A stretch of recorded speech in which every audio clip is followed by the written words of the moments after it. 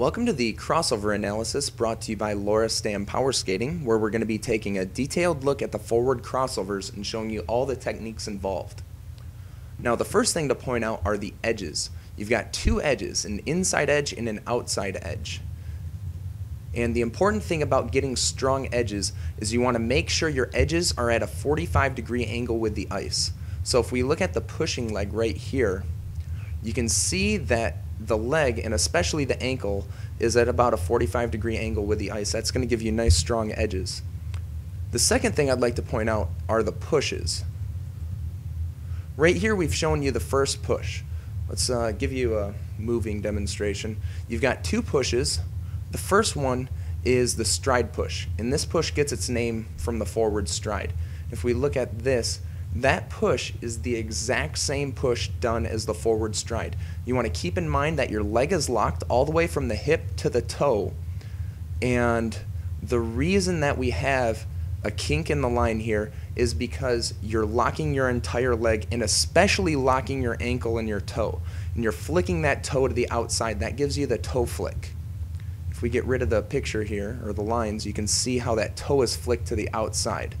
And the second push we do is the X push right here, because if you draw your two legs in, you've got one leg which is gliding, and that one's under your outside hip, and if you draw the other leg in, you can see they make an X.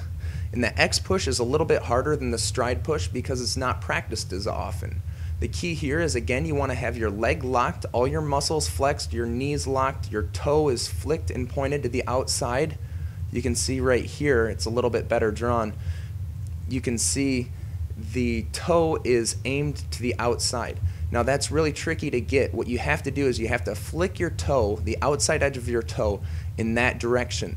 Now this is a very unnatural feeling. What's natural is walking, and if you walk around the house, you sort of flick your toe downward. Here, to do this, to flick your toe to the outside, you have to keep the heel of your skate low to the ice, and you're going to want to try and point your toe in that sort of direction up toward the ceiling.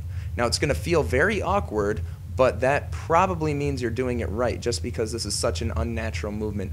And the end result will be your toe will be pointed to the outside. And one last thing to point out on this is the upper body. In order to have good balance, you need to lean your upper body out of the circle. A lot of people believe if you lean your entire body in, you'll get stronger edges. But as we commented earlier about the edges, strong edges are from your ankles, leaning those ankles on a 45-degree angle. To get balance, you have to counter lean and lean your upper body out. Your lower body is already leaning in. Now you have to balance that out.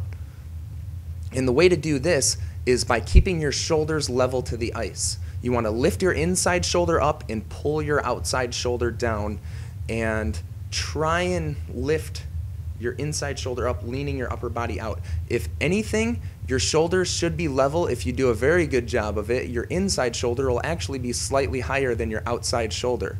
And if we play through this again, you can see the shoulders should be about level the whole time through. Also, I want to point out that the skater is torquing their upper body. You're twisting your upper body. That makes it easier to get your pushes. Now a quick drill that's going to help you with this is the hold drill. This drill, you're pushing and you're holding each push for 3 seconds. Try and hold it so your blade is parallel to the ice. You don't want your toe pointing down. And listen to your stride as you do this. Both pushes should sound exactly the same. If one push is louder than the other, it's most likely because you're slipping or losing part of your push. So let's take one more look at the forward crossovers. And thank you. And for more information, visit laurastamm.net.